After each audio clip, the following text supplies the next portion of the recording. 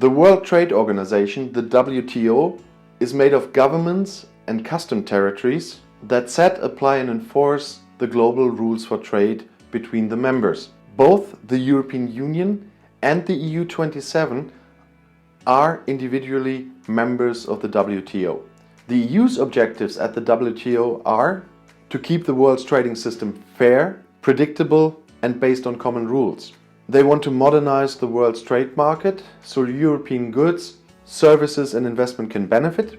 They want to follow the common WTO rules and make sure that others also play by the rule book.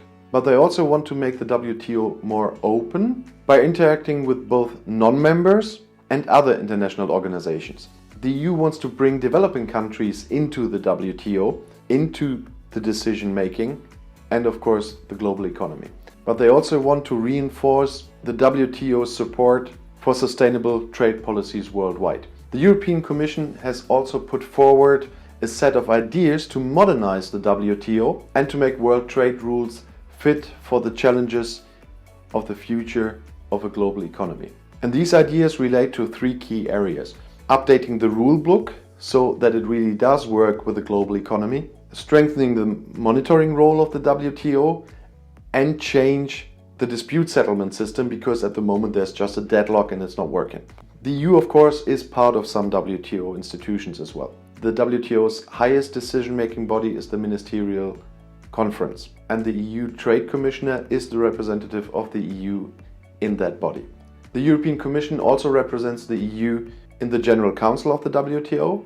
This council acts on behalf of the Ministerial Conference and meets regularly. And of course the EU is member in some subsidiary WTO bodies that set rules for certain areas, for example respecting environment and monitor how they apply to these rules and so on.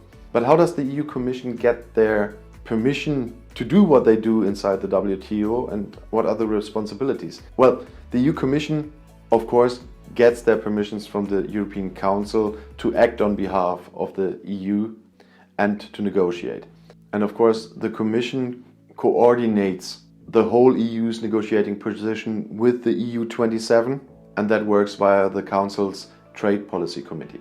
Even if some people always say the EU is not democratic at all. Well, I voted for this parliament, by the way. And this parliament has an international trade committee, and the Commission is regularly reporting to that parliament committee. And when an agreement is negotiated at the WTO, the Commission, of course, needs the permission from the European Council and from the European Parliament to sign that agreement. And of course the Commission handles complaints that have to do with the relationship of the EU and the WTO, and of course talks to other interested groups about the developments in the WTO. And if you want to know more about European politics from a German point of view, I put you my next video in the end screen. Click and enjoy. I'll see you there.